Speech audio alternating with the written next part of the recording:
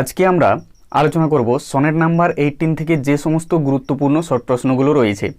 তো তোমাদের কাছে বলে রাখি যে এই ভিডিওটি তোমরা প্রথম থেকে শেষ পর্যন্ত একটু অ্যাটেন্টিভলি দেখো, কারণ আমরা আজকে যে সমস্ত গুরুত্বপূর্ণ এসএকিউ বা শর্ট অ্যান্সার টাইপ কোয়েশ্চেন বা শর্ট কোয়েশ্চেনগুলো বা সংক্ষিপ্ত প্রশ্নগুলো 1 নম্বরের আলোচনা করতে চলেছি, এর বাইরে কিন্তু আমাদের এক্সামে একটাও মানে কি বলতো প্রশ্ন আসবে না। এখান থেকে আমরা আজকে হয়তো 15 থেকে 16টা শর্ট প্রশ্ন আলোচনা করব।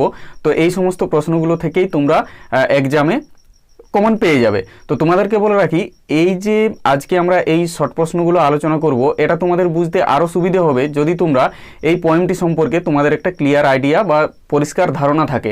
তো আমি এর আগে তোমাদেরকে একটা ভিডিও দিয়ে দিয়েছি সম্পূর্ণ, যেখানে বাংলায় আলোচনা করা হয়েছে, ডিটেলসে আলোচনা করা হয়েছে, লাইন বাই লাইন ডিসকাস করা হয়েছে। সেটা যদি তোমরা দেখে থাকো তাহলে খুবই ভালো। আর যদি এখনও সেই ভিডিওটি তোমরা অনেকেই দেখে না থাকো, তাহলে কিন্তু এই যে আমাদের আজকের ভিডিও তার প্রথম যে কমেন্ট, সেখানে তোমরা সেই ভিডিওটির লিঙ্ক পেয়ে যাবে।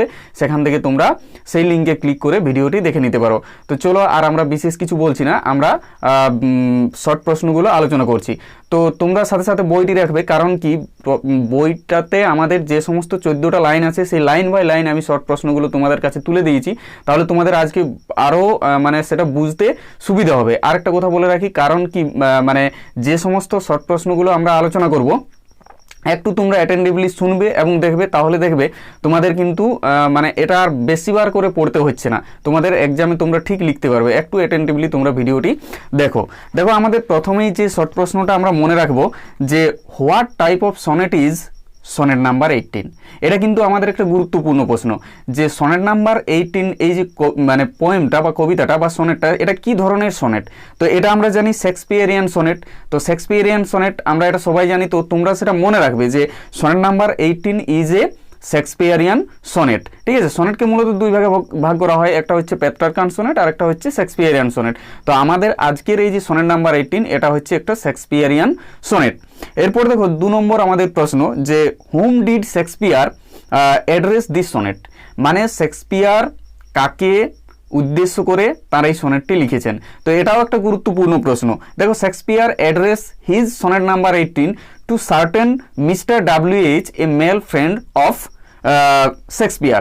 তো তিনি এখানে দেখো শেক্সপিয়ার কি করেছেন, অ্যাড্রেস করেছেন this sonnet number 18 to his male friend mister WH। তো এটা তোমরা মনে রাখবে যে তিনি কাকে উদ্দেশ্য করে লিখেছেন। তোমরা শুধুমাত্র সার্টেন WH লিখবে, আর কে ছিল তিনি, আর্ল অফ সাউদাম্পটন না আর্ল অফ প্রেমবুক না, মানে ওই ডিবেটে যাওয়ার কোনো দরকার নাই। উইলিয়াম হারবার্ট কিংবা হেনরি রিথেসলে এই সমস্ত কিছু লেখার দরকার নাই। শুধুমাত্র তোমরা লিখবে সার্টেন মিস্টার WH, তাহলেই কিন্তু তোমরা 1 নাম্বার এখান থেকে পেয়ে যাবে। এরপরে আমরা 3 নম্বর প্রশ্ন আলোচনা করব। প্রথম লাইন থেকে আমাদের যে প্রশ্নটা হচ্ছে যে what does Shakespeare compare his friend to. What does Shakespeare compare his friend to, মানে শেক্সপিয়ার তার বন্ধুকে কিসের সাথে তুলনা করেছেন। তাহলে অবশ্যই আমরা অ্যান্সার লিখবো যে Shakespeare compares his friend to a summer's day. Shakespeare compares his friend to a summer's day, তিনি তার বন্ধুকে একটা গ্রীষ্মের দিনের সাথে তুলনা করেছেন।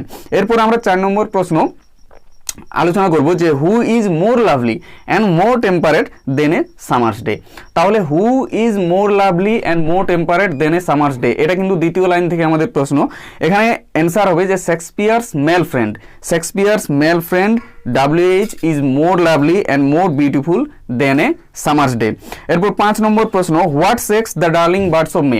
5 নম্বর প্রশ্ন যে what shakes the darling birds of May, মানে কি বা কোন জিনিসগুলো কি করে সেক্স করে মানে ধ্বংস করে দেই, নাড়িয়ে দেই সেই সমস্ত মে মাসের সুন্দর সুন্দর ফুলের কুঁড়িগুলো। তো এখানে দেখো অ্যান্সার হবে rough winds. Rough winds sex the darling birds of May. Rough winds কি করে সেই মে মাসের সুন্দর সুন্দর ফুলের কুঁড়িগুলোকে নষ্ট করে দেয়। এরপরে আমাদের নেক্সট প্রশ্ন বা 6 নম্বর প্রশ্ন যে and summer's lease hath all too short a date। লাইনটা মনে করো, and summers lease hath all too short a date। তো এখানে যে ওয়ার্ডটা রয়েছে সামার্স লিজ, সেটা বলতে কি বোঝানো হয়েছে, মানে what is meant by summer's lease. তো এখানে দেখো অ্যান্সারটা হবে the expression summer's lease means duration of summer. The expression summer lease means duration of summer. প্রত্যেকটা প্রশ্ন গুরুত্বপূর্ণ, তোমরা এই প্রশ্নগুলো অবশ্যই মন দিয়ে করবে। এরপর যেটা সব থেকে আমাদের প্রশ্ন রয়েছে, এটা অনেকবার আবার রিপিটও হয়েছে, যে what does the phrase eye of heaven refers to. মানে কি, এই যে ফ্রেজ আমাদের রয়েছে আই অফ হেভেন, তো আই অফ হেভেন বলতে কি বোঝানো হয়েছে? এখানে দেখো অ্যান্সার হবে the eye of heaven refers to the sun. অবশ্যই কি অ্যান্সার হবে? Eye of heaven refers to the sun. এরপর দেখো আমাদের পরের প্রশ্ন, what does the phrase gold complexion means. এই যে আমরা একটা ফ্রেজ পেয়েছি গোল্ড কমপ্লেক্সিয়ন, তো গোল্ড কমপ্লেক্সিয়ন বলতে কি বোঝানো হয়েছে? তো এর অ্যান্সার হবে the phrase gold complexion means golden coloured face of the sun. মনে থাকবে, golden coloured face of the sun. এরপরে ওই লাইন থেকেই আমাদের আরেকটা প্রশ্ন হবে যে how is the gold complexion of the sun dimmed. মানে গোল্ডেন কালার যে ফেসটা সূর্যের, সেটা কিভাবে ডিমড হয়ে যায়, মানে অন্ধকারে কিভাবে ঢাকা পড়ে যায়, কুয়াশাচ্ছন্ন কিভাবে হয়ে যায়। তো অবশ্যই এটা আমরা অ্যান্সার লিখবো the gold complexion of the sun dimmed by the clouds. কিসের দ্বারা? ক্লাউডের দ্বারা, মেঘের দ্বারা। এরপরে ওই লাইনটি থেকে আরেকটা প্রশ্ন হতে পারে যে whose gold complexion is refer to here. মানে কার গোল্ড কমপ্লেক্সিয়নের কথা বলা হয়েছে? অবশ্যই অ্যান্সার হবে সান, মানে gold complexion of the sun is refer to here. এরপরে তোমাদের প্রশ্নটা এইভাবেও আসতে পারে যে ওই যে কমপ্লেক্সিয়নটা সূর্যের, সেটা কেমন ছিল? অবশ্যই তোমাদের অ্যান্সার হবে সেটা গোল্ডেন। আরেকটা প্রশ্ন আমি মিস করে গেছি, যে আমাদের এখানে কোন সিজনের কথা বলা হয়েছে, what season is mentioned in this sonnet বা ইন দিস পোয়েম। তাহলে অবশ্যই আমরা অ্যান্সার লিখবো যে summer season is mentioned in this sonnet. এরপর দেখো আমাদের পরের প্রশ্ন, যে what makes every fair from fair declines. ওই যে প্রত্যেকটা সুন্দর জিনিস তার সৌন্দর্য হারিয়ে ফেলবে, তো কিসের মাধ্যমে? সেটা কিসের মাধ্যমে প্রত্যেকটা সুন্দর জিনিস তার সৌন্দর্য হারিয়ে ফেলবে? তো এখানে দেখো আমাদের দুটো জিনিস জানতে হবে, যে প্রথম ফেয়ার যার মানে হচ্ছে বিউটি বা সৌন্দর্য, এবং দ্বিতীয় ফেয়ার যার মানে হচ্ছে বিউটিফুল থিংস, মানে সুন্দর সুন্দর জিনিস, যে কোনো সুন্দর জিনিস হতে পারে। তো এটা তোমরা মনে রাখবে। এবার তাদের যে সৌন্দর্য সেটা কিভাবে নষ্ট হয়ে যায়, তাহলে অ্যান্সার হবে chance or the changing course of the nature. মানে আমাদের যে লাইনটি ছিল by chance or the changing course of the nature untrimmed. তো এখানে দেখো chance or the changing course of nature, মানে নেচার চেঞ্জিং কোর্স, আমাদের লাইনটাতে ছিল নেচার চেঞ্জিং কোর্স। তো এখানে দেখো মানে চান্স বলতে সেটা ব্যাড লাক হতে পারে, মিসফরচুন হতে পারে, কোনো ঘটনা হতে পারে, দুর্ঘটনা হতে পারে।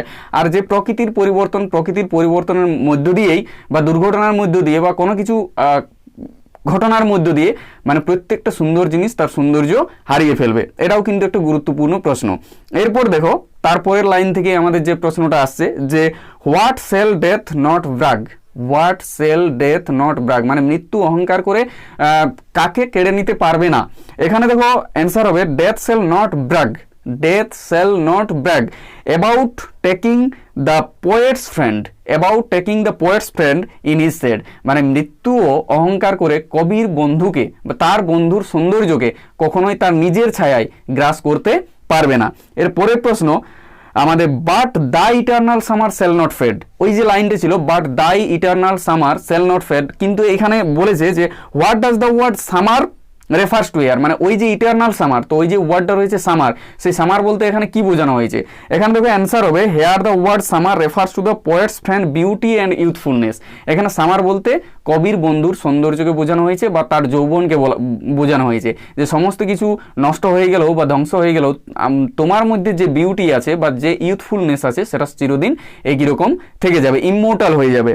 এরপর দেখো নেক্সট কোয়েশ্চেন, যে what does the expression eternal line refers two. ওই যে আমাদের একটা লাইন ছিল নেক্সট ইটার্নাল লাইন্স, তো এই যে ফ্রেজটা ইটার্নাল লাইন্স, এখানে ইটার্নাল লাইন বলতে কি বোঝানো হয়েছে? তো অবশ্যই আমরা জানি eternal line refers to the lines of the poem or the lines of the sonnet, যেগুলো ইটার্নাল হয়ে থেকে যাবে। মানে এই যে সনেট নাম্বার 18 যে কবিতাটার যে লাইনগুলো আছে সেগুলোকে ইটার্নাল লাইন বলা হয়েছে। এরপরে পরের প্রশ্ন, so long lives this, so long lives this. তো এই যে word this, what is referred by the word this. এখানে ওই যে ওয়ার্ডটা রয়েছে সো লং লিভস দিস, ওই দিস ওয়ার্ডটার মাধ্যমে কি বোঝানো হয়েছে বা দিস বলতে কি বোঝানো হয়েছে? দেখো this refers hair two particular poem or Shakespeare sonnet. এখানে দিস বলতে এই যে লাইনগুলো রয়েছে এই কবিতার, সেই কবিতাটাকে বোঝানো হয়েছে। এবারে আমরা লাস্ট আমাদের শেষ প্রশ্নে আসবো, যে what will give life to the poet's friend. মানে কবির যে বন্ধু, সেই বন্ধুকে কোন জিনিসটা তাকে তার জীবনটা দিয়ে দেবে, সে চির অমর হয়ে থেকে যাবে কিসের মাধ্যমে? তো অবশ্যই অ্যান্সার হবে the sonnet 18 or the everlasting quality of poetry give life to the poet's friend. মানে এই যে কবিতাটা, এই কবিতার লাইনগুলোই যতদিন মানুষ এই পৃথিবীতে বেঁচে থাকবে ততদিন পর্যন্ত তার বন্ধুর সৌন্দর্য বা তার বন্ধু এই পৃথিবীতে বেঁচে থাকবে। তো এই সমস্ত যে সমস্ত শর্ট প্রশ্নগুলো আজকে আমরা আলোচনা করলাম, এই শর্ট প্রশ্নগুলো তোমরা ভালোভাবে এই সনেট নাম্বার 18 থেকে তৈরি করো। আর আশা রাখছি এই ভিডিওটি দেখার পর তোমাদের শর্ট প্রশ্নে তো কোনো অসুবিধা হবেই না, তার সাথে সাথে তোমাদের যে সমস্ত এমসিকিউগুলো রয়েছে সেগুলো তোমরা ইজিলি সলভ করতে পারবে। তো ভিডিওটি যদি তোমাদের ভালো লাগে অবশ্যই তোমরা লাইক করবে, কমেন্ট করবে এবং বন্ধুদের সাথে শেয়ার করবে। আর এখনও যারা চ্যানেলটি সাবস্ক্রাইব করোনি তারা অবশ্যই চ্যানেলটি সাবস্ক্রাইব করবে।